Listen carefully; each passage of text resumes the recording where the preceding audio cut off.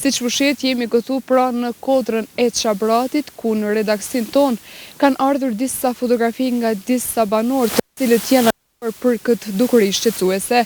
Edhe pse televizioni Syri disa herë ka raportuar për këtë mjedis, ende deri më tani nuk është ndërmarr asgjë.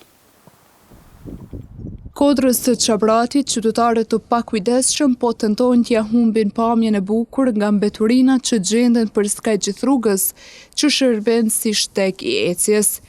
Gjatë vizitës në terren, ekipi ynë ka regjistruar pamje që dokumentojnë një gjendje as pak të këndshme.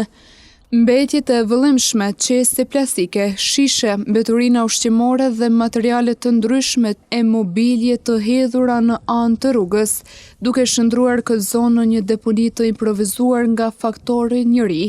Përveç dëmtimit të pamjes estetike, kjo situatë paraqet rrezik edhe për mjedisin, pasi mbeturinat mund të ndikojnë në ndotjen e tokës dhe të hapësirave të gjelbra.